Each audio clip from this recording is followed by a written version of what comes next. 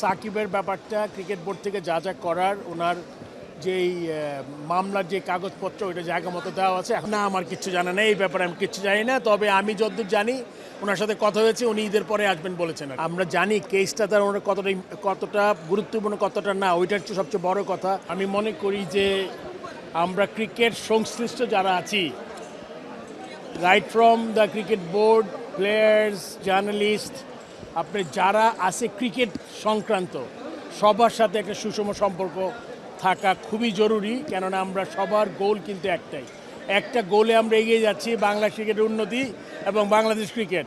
এই জন্য আমার মনে হয় আরেকটু সৌহার্দ্যপূর্ণ সম্পর্ক হলে ভালো হয়। সবসময় সম্পর্কে একরকম থাকবে তখন ওটা ঠিক না, বাট এটা সবসময় ইমপ্রুভ করা সম্ভব। আমার মনে হয় না এটা খুব বিরাট কোনো কিছু আছে এখানে। আমার মনে হয় অবশ্যই করা উচিত। এবং কেননা আপনারা আজকে যেই কাজটা করছেন ক্রিকেট গেমটাকে পপুলার করার জন্য, এই জার্নালিস্ট, আগে তো শুধু প্রিন্ট মিডিয়া ছিল, ইলেকট্রনিক মিডিয়া আসছে, সোশ্যাল মিডিয়া আসছে, এখন জিনিসটা কিন্তু একদম মানে আরও বেশি ফোকাসড আর কি। সো যেই কাজটা আপনারা এতদিন করে গেছেন, আগামীতে আশা করি করবেন, যেটা ক্রিকেটের জন্য ভালো হবে, দেশের ক্রিকেটের জন্য সর্বোপরি খেলাধুলার উন্নয়নের জন্য সহায়ক হবে। আসলে আমি গত বিএসপি এর ইফতার আসছিলাম, ওখানে উনি ছিলেন, তো আমরা একসাথে ইফতার করেছি। এরকম করে ওনার সাথে আলাদা ক্রিকেট বোর্ড, ক্রিকেট নিয়ে তেমন কোনো কথা হয়নি। বাট আরেকটা আপনার বিভিন্ন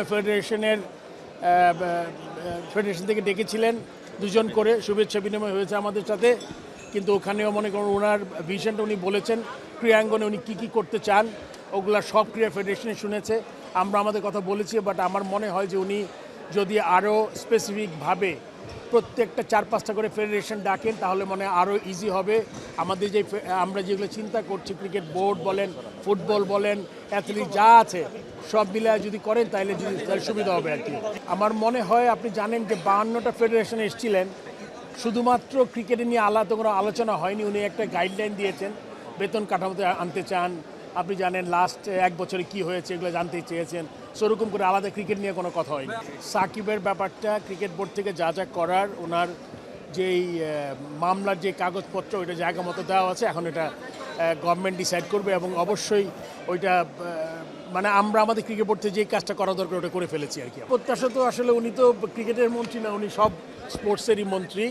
সো ক্রীড়ামন্ত্রী যেহেতু উনি একজন প্রাক্তন খেলোয়াড়, আমার মনে হয় উনি, যেটা আমি আগে উল্লেখ করেছি আমার 2-1টা ইন্টারভিউতে, যে উনি যেভাবে ক্রীড়াঙ্গনে যেই অসুবিধাগুলো আছে বা কোথায় কোথায় কাজ করলে খুব তাড়াতাড়ি হবে, যেমন মাঠের কথা উনি উল্লেখ করেছেন, যে শুধুমাত্র বিরাট স্টেডিয়াম দরকার নাই, মাঠ দরকার। এটাও কিন্তু আমরাও ক্রিকেট বোর্ডে অ্যালাইন। আমরা মনে হয় যে একটা ভালো উইকেট, একটা ড্রেসিং রুম আর একটা সুন্দর মাঠ আর কিছু প্র্যাকটিস ফ্যাসিলিটি যত তাড়াতাড়ি সম্ভব যতগুলো করা যায় ততই আমাদের আসলে প্রত্যন্ত অঞ্চল থেকে যেসব খেলোয়াড় আছে যারা তাদের ট্যালেন্টটা দেখাতে পারেনি তারা ওখান থেকে দেখাবে এবং আস্তে আস্তে এই সিস্টেমের মধ্যে ঢুকে যাবে। ফারুক ভাই, আপনি এর আগে যখন সাকিব লাস্ট টেস্টটা খেলতে চেয়েছিল, আপনি অনেক চেষ্টা করেছিলেন, এমনকি ফাঁকা মাঠে বা ফাঁকা গ্যালারিতে হলেও সাকিবকে একটা ম্যাচ খেলিয়ে আসলে বিদায় দেওয়ার সর্বোচ্চ চেষ্টা করেছিলেন।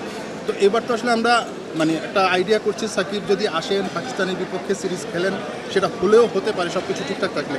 তো সাকিবকে ঘিরে কি কোনো ধরনের আলাদা প্রিপারেশন থাকে? এক্স্যাক্টলি আলাদা না, আপনি সিচুয়েশন আগে যা ছিল তাই। ওনার যেই জিনিসগুলো ছিল, একটা আমরা জানি কেসটা তার ওনার কতটা গুরুত্বপূর্ণ কতটা না, ওইটার হচ্ছে সবচেয়ে বড় কথা। উনি ডিসাইড করবেন প্রথম ফিটনেস লেভেলটা কি, দেশে আসবেন কি না, তারপর এগুলোর উপর অনেক কিছু নির্ভর করছে যিনি খেলতে পারবেন কি না। খেলার পর্বটা আরও অনেক পরে। এক্স্যাক্টলি এই মুহূর্তে এটা বলা খুব ডিফিকাল্ট যতক্ষণ দেশে না আসে। এই প্রশ্ন উত্তর দিয়ে দিয়েছি আগে একবার, এটা আসলে না দিলে ভালো। আমি জানি না এটা সত্যি কিন্তু বুলবুল ভাইয়ের কিছু কাছের মানুষজনের কাছ থেকে শুনছি ইদানিং সময় আর কি, যে বুলবুল ভাই হয়তো বা কোনো কারণে এমন হতে পারে যে উনি নিজে থেকে একটা রিজাইন করার চিন্তা ভাবনা করছেন। এই ব্যাপারে আমি কিছু জানি না আসলে। এটা না, আমার কিচ্ছু জানা নেই, এই ব্যাপারে আমি কিচ্ছু জানি না। তবে আমি যতদূর জানি ওনার সাথে কথা হয়েছে, উনি ঈদের পরে আসবেন বলেছেন আর কি। Thank you.